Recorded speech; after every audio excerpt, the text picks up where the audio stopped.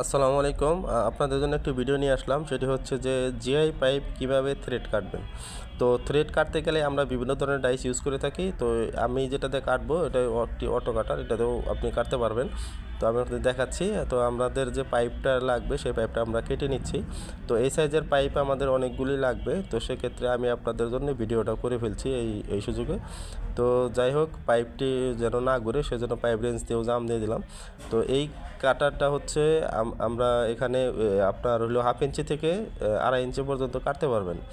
তো আমরা এখন আমাদের 1 ইঞ্চি পাইপ, 1 ইঞ্চি পাইপের জন্য আমরা 1 ইঞ্চি ডাই সেট করে নিচ্ছি এবং ডায়ে মিলাইতে হবে আপনাকে সুন্দর করে। ঠিক আছে, এখানে নাম্বার আছে, ওই নাম্বারে আপনি মিলিয়ে দিবেন 1 2 3 4 এরকম নাম্বার আছে, নাম্বারের সাথে মিল করে দিবেন। আর এই সেটিংটা যেন আপনার ঠিক হয়। ঠিক আছে, তো আপনার ডাই যদি ঠিক মতো সেটিং করতে পারেন তাহলে আপনার এটা ইজি এবং স্মুথলি কাটতে পারবেন। খুবই সহজ কাটা।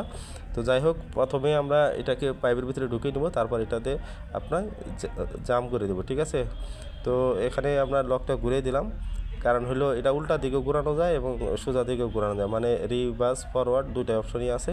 তো দেখুন কি সহজে কাটতেছে, একদম ইজি। তো যারা কাটতে পারেন তাদের জন্য খুব সহজ। আর একটা থ্রেড কাটতে আপনার সর্বোচ্চ 30 সেকেন্ড থেকে 1 মিনিট সময় লাগবে। 30 সেকেন্ডের বেশি লাগে না যারা ভালো পারে।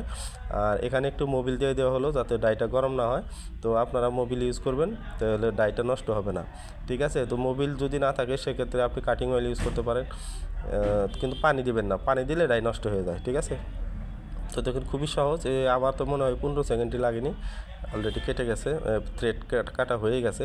তো এটা বের করে আমি আপনাদের দেখাবো, একটা প্যাচ লাগিয়ে দেখাবো। ঠিক আছে, তো এখানে দেখুন আমরা একটা এলবো দিয়ে ট্রাই করবো আর কি, যে এটা প্যাচ হলো কিনা। দেখুন খোলার স্টাইলটা দেখুন কত ইজি। ঠিক আছে, এবং প্যাচ যদি সুন্দর হয় আপনার খুলে অনেক মজা পাবেন। দেখুন কত তাড়াতাড়ি খুলে গেল। তো এখন আমরা এটি লাগিয়ে চেক করব যে আসলে আমাদের থ্রেড কাটা হয়েছে না। থ্রেড কাটা অনেক সুন্দর হয়েছে, হয়তো ভিডিওতে অত সুন্দর দেখা যাচ্ছে না, কিন্তু অনেক সুন্দর হয়েছে আর কি।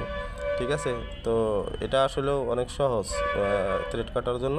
এই যে দেখুন আমরা লাগিয়ে দেখছি, ইজি লাগতেছে।